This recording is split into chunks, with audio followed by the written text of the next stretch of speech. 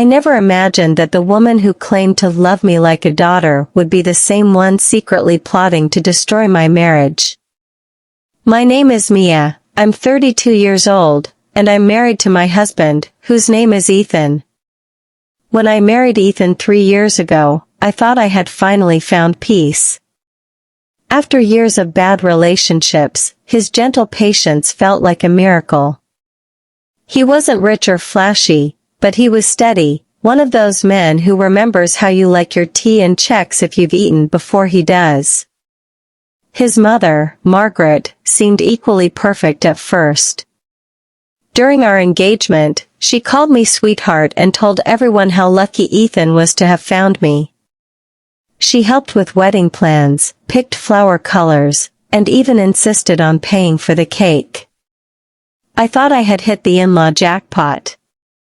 But the warmth lasted exactly 2 weeks after the honeymoon. It started small, little comments that didn't sound too bad until you heard the pattern. "Oh, you're not cooking tonight," she'd say when she dropped by unannounced. Or, "Ethan has always been particular about his shirts, I used to iron them perfectly flat." She lived only 15 minutes away and somehow found a reason to visit almost every day. If it wasn't checking on the newlyweds, it was dropping off Ethan's favorite stew. At first, I thought she was just over-involved. Ethan brushed it off, "That's Mum being Mum. She gets lonely since Dad passed." I tried to be understanding, but soon the visits stretched into hours. She'd rearrange the kitchen, critique my cleaning, or talk about Ethan's ex-girlfriend, how refined she was, how graceful she looked in heels. I smiled through it, but something inside me started to tighten each time she showed up. The real trouble began the day she asked Ethan to lunch to discuss something private. When he came back, he looked pale. "What happened?" I asked. He hesitated. "Mum said she overheard someone at the market talking about you, that you were seen having coffee with a man." I froze. It was ridiculous. I worked in a marketing firm where meetings over coffee were part of the job. Still, I saw the flicker of doubt in his eyes, that tiny seed she'd planted. I laughed it off, showed him my calendar, and even the client emails. He apologized, but something in our marriage shifted. I could feel her invisible hand twisting through our home, tugging at small insecurities and turning them into questions. Within weeks, she told him I was hiding money, then that I was too close to my boss. Each lie was wrapped in false concern. "I just don't want her to hurt you, darling." One Saturday, I returned from the grocery store to find Margaret sitting on our sofa with tears streaming down her face. Ethan stood behind her, jaw tight. "What's going on?" I asked. She looked up, clutching her chest like a wounded saint. "I didn't want to tell you this," she sniffed, "but a friend saw you with another man, kissing him in a car park." I almost dropped the shopping bag. "That's not true." Ethan didn't shout, but his silence hurt worse. He quietly said, "Can you swear on our marriage that it never happened?" That was the moment I realized Margaret wasn't just meddling, she was malicious. I stormed into the bedroom, grabbed my phone, and scrolled through every photo, message, and email I could show him.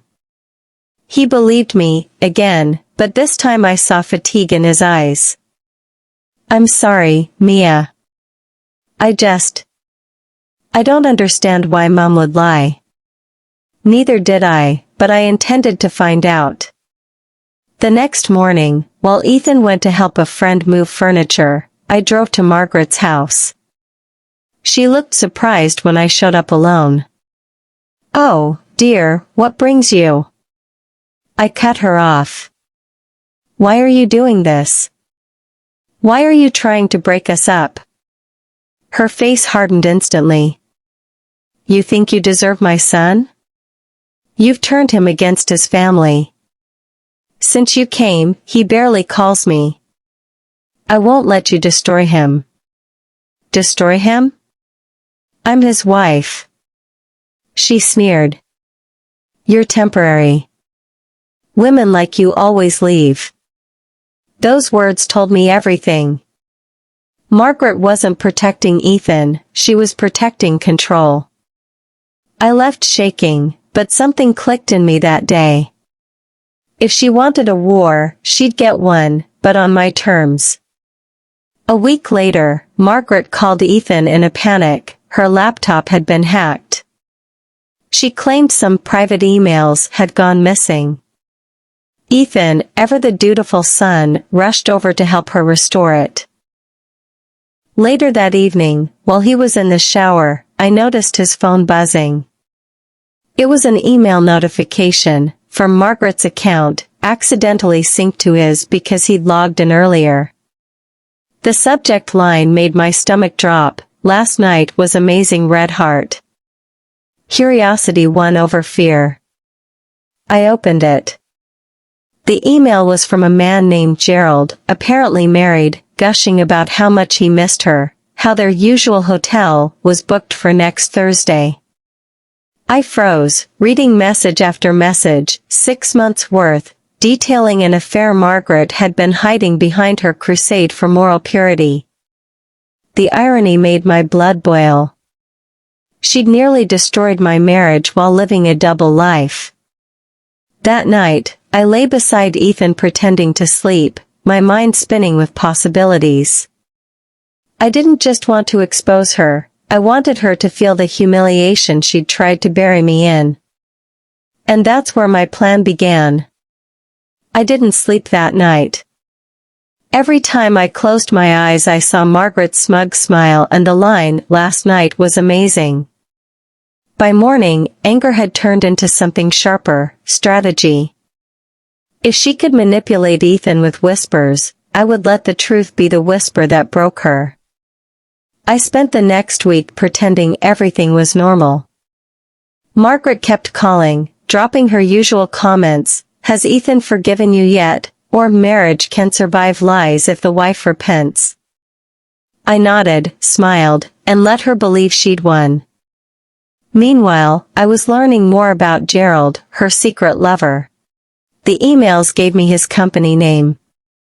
One quick search on LinkedIn, and there he was, Gerald Anderson, regional bank manager, married for 25 years with 2 kids. A married man with a perfect image. Exactly the kind of man who couldn't afford a scandal. I started saving every email and screenshot, dates, hotel receipts, even voice notes. Each piece felt like armor. My opportunity came faster than expected. Margaret's birthday was 2 weeks away, and she planned a grand dinner at her house. All of Ethan's relatives would be there, his cousins, uncles, and even her church friends. Perfect. I told Ethan I wanted to surprise his mom with a photo slideshow. She deserves something special, I said sweetly. He looked touched, relieved that maybe his mother-in-law drama was finally fading. I spent nights editing the slideshow, making sure the first half was innocent, baby pictures, family holidays, her wedding to Ethan's late father. But hidden near the end, after a soft fade out, I added 3 images that would detonate her world, screenshots of her emails with Gerald, their selfie from the hotel lobby, and the words "Happy birthday, my love red heart, Gerald." It would only flash for 10 seconds, but that was all it would take. The evening arrived with polite laughter and clinking cutlery. Margaret floated from guest to guest, glowing with self-importance. When it was time for my surprise presentation, I connected the projector. "Margaret," I announced, "this is to celebrate the amazing woman who raised my husband." Applause.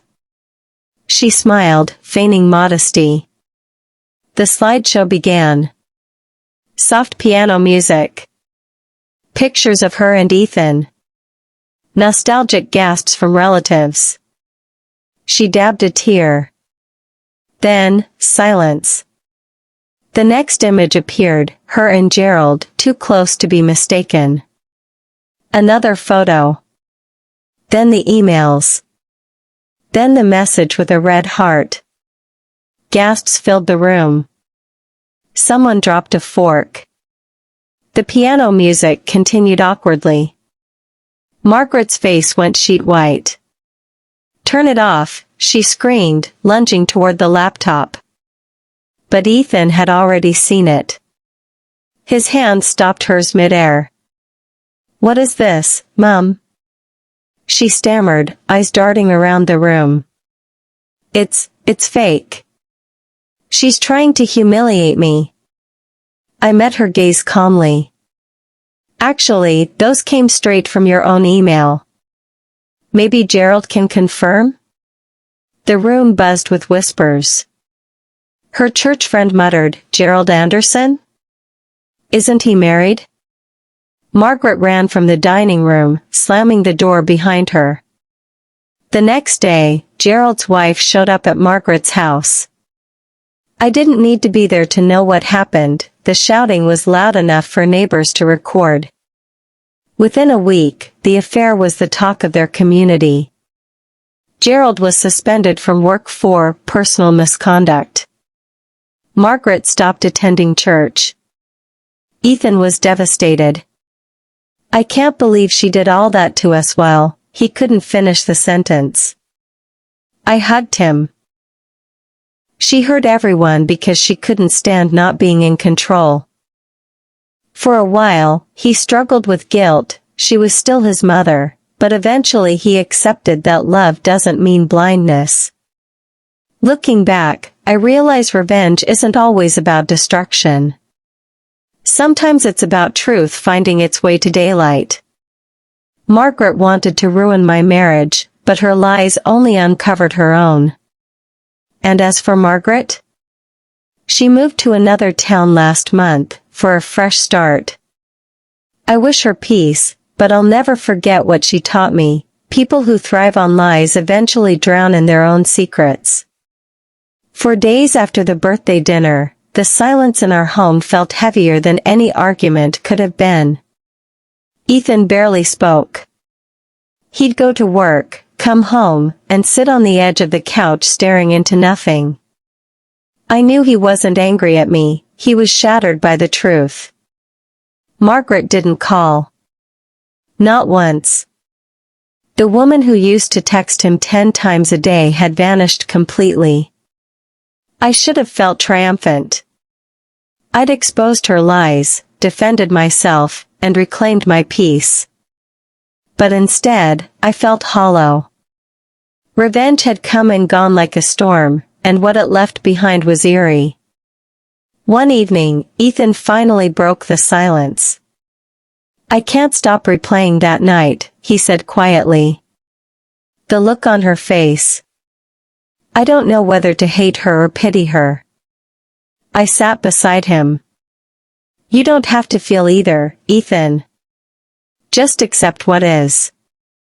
She made her choices. He rubbed his face with both hands.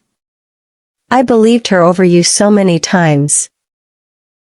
She made me doubt the person who stood by me every single day." "It's over," I whispered. "That's enough."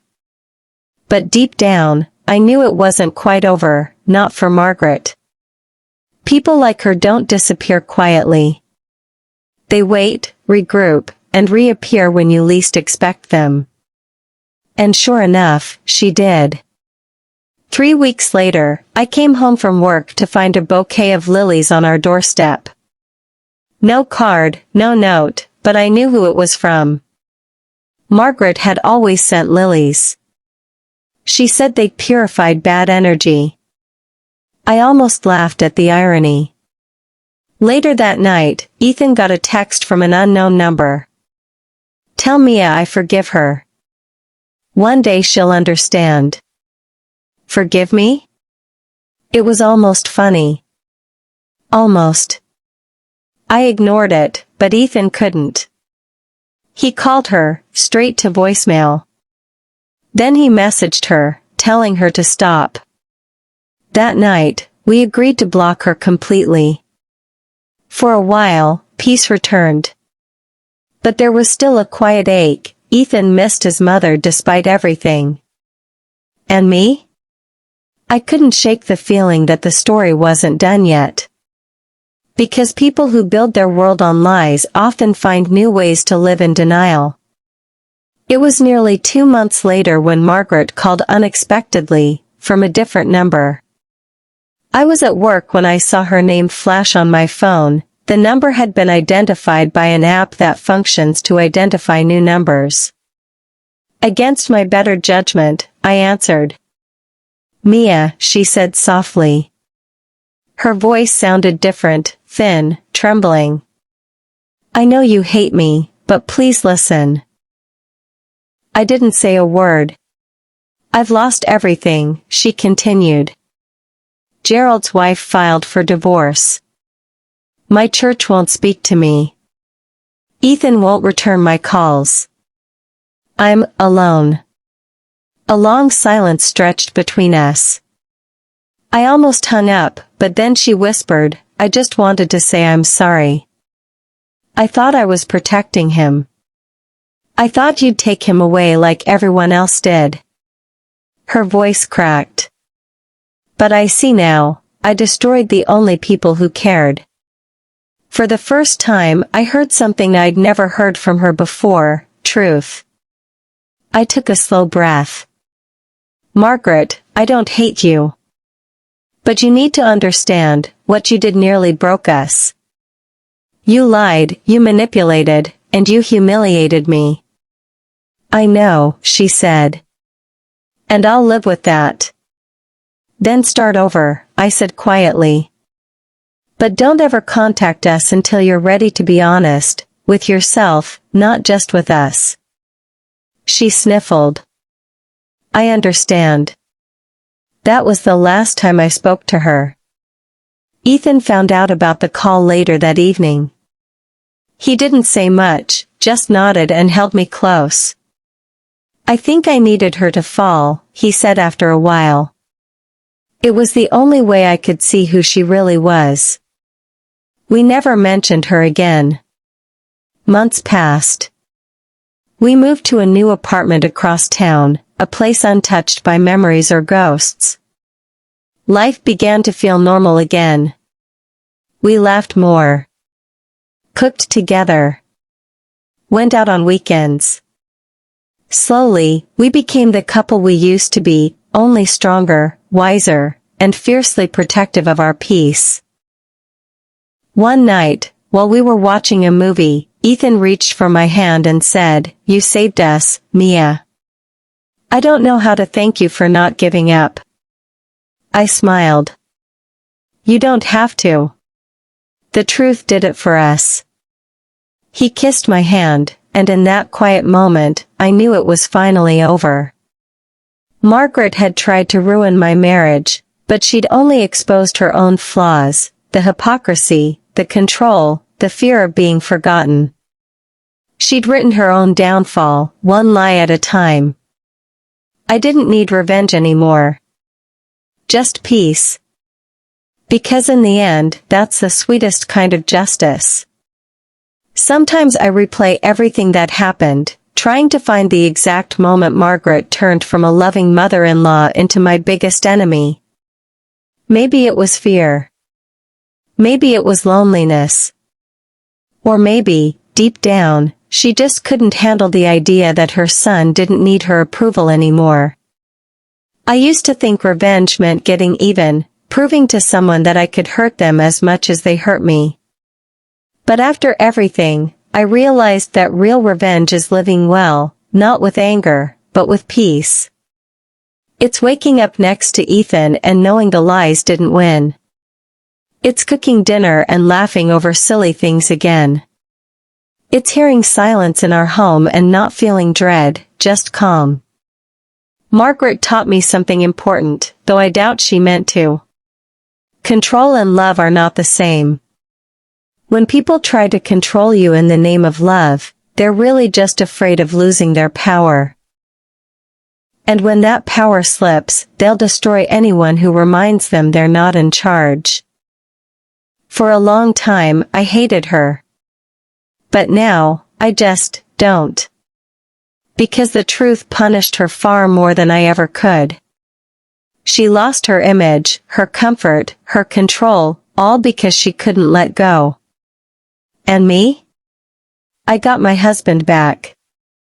I got my peace. And I got a story that reminds me every day, sometimes, the universe does the revenge for you. Thank you for listening. If you enjoyed this story, please like, share, and subscribe for more revenge and relationship drama. And don't forget to turn on the notification bell.